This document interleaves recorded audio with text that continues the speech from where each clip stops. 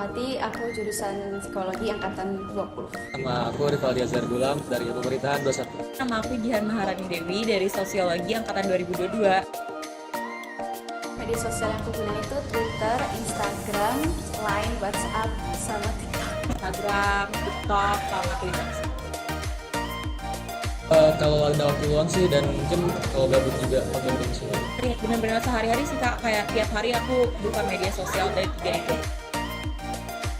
Aku suka konten buku gitu sih, soalnya itu kayak cewek-cewek cakep lewat kan, aku suka yang itu. Ya itu, sama kayak psychology tips gitu-gitu, kayak sesuai sama jurusanku. Kalau di TikTok sih aku paling sering yang lihat lucu-lucuan gitu, dan mungkin di Twitter kayak spill-spill gitu lah. Aku buka media sosial aku biasanya buat menghibur diri sendiri gitu. Apalagi kalau misalnya banyak waktu luang, gabut gitu, baru aku buka media sosial. Media sosial tuh paling sering buat catch up sama teman, biar tahu kayak temanku lagi ngapain, sama kayak simply buat entertain myself gitu kan, karena sosial media nggak cuma interaksi tapi ada kayak banyak hal, maksudnya kayak bahkan kayak ada comic strips kayak gitu-gitu, and that's fun.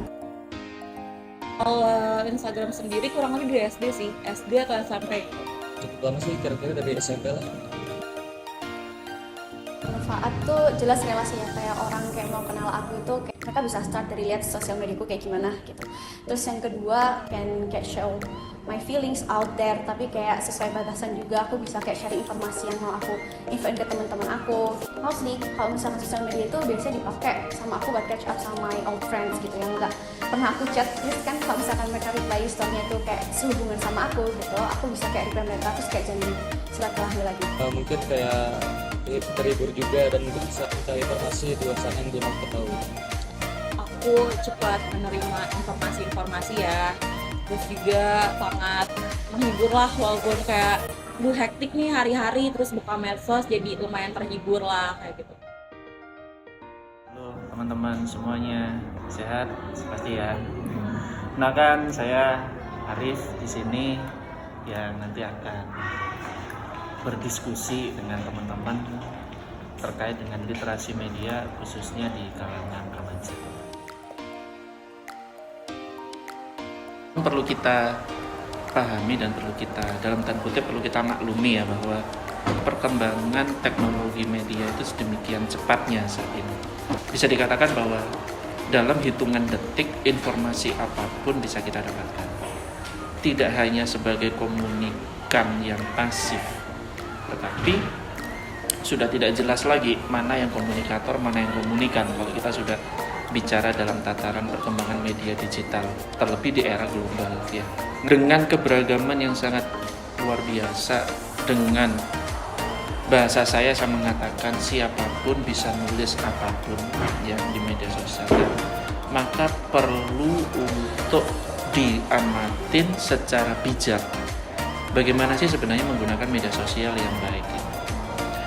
Kita tidak cukup hanya sebatas yang penting nggak nyinggung perasaan orang, yang penting nggak melanggar undang-undang. Ya saya berhak dong ngapain saja, itu ada bagian dari kebebasan berekspresi. Apakah hanya sebatas itu? Ternyata tidak. Apalagi kalau kita negara Indonesia ya, yang dengan di negara timur lah istilahnya, di mana nilai norma itu dijunjung tinggi. Maka pesan saya sih yang terbaik bagaimana kemudian memanfaatkan media, ya kita harus tahu dulu media apa yang akan kita manfaatkan dan keunggulannya apa saja dan bagaimana cara menggunakannya.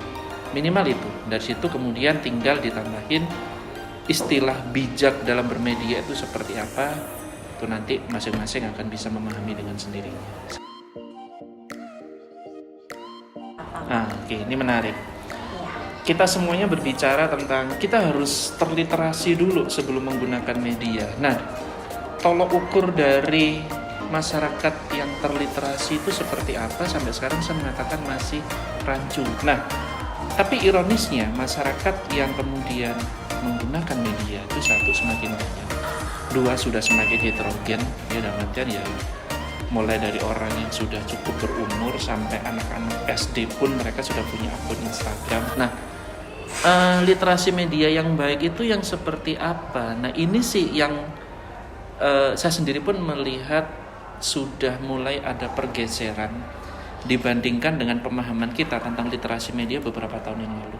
Kalau beberapa tahun yang lalu literasi media kita ya oke, kata-kata yang akan kita tulis itu sudah sesuai dengan IYD, tidak berunsur sara, tidak menyinggung siapapun, ya kan? Oke, itu sudah cukup lah, minimal masyarakat tahu cara menggunakannya. Oke, silakan bisa nulis apapun kayak gitu. Tapi kan sekarang enggak. Kenapa saya mengatakan enggak? Karena sudah banyak faktor yang kemudian itu melingkupi kehidupan kita dalam bersosial media. Sekarang apa sih yang membuat masyarakat tertarik dan begitu cepat ditanggapin oleh masyarakat adalah hal-hal yang viral. Dikit-dikit viral, dikit-dikit viral. Kalau ada orang yang who knows siapa, nggak tahu, ya viral aja. Kemudian ya tinggal tunggu 1-2 hari, besok udah nongol di TV. Dapat slot program. Nah kayak gitu. Nah maka literasi seperti apa yang kita harus tahu? Yang pertama ya yang baik ya, kita ngomongin dalam konteks yang baik ya, jangan selalu menuruti apa kata pasar. Karena kalau kita sudah berbicara konsep literasi media dan ada tuntutan dari pasar, wah ini sulit. Bukan berarti kemudian, berarti kalau gitu orang yang pengen mendapatkan keuntungan berarti nggak boleh terliterasi. Justru saya melihat sebaliknya. Dengan Anda terliterasi dengan baik, tuntutan pasar pun bisa Anda penuhi tanpa harus ada norma atau aturan yang dilanggar. Dalam arti luas ya, norma apapun, norma kesopanan. Karena kan orang saya kan nggak melanggar undang-undang ITE, saya nggak melanggar undang-undang anti pornografi, pornografi dan sebagainya, bla bla bla kayak gitu. Iya, tapi norma kesopanan Anda nih yang kemudian menjadi masalah di masyarakat. Bukan undang-undang yang literally tertulis, ada kitab undang-undang, enggak. Tapi sanksi sosial yang kemudian menunggu Anda gitu.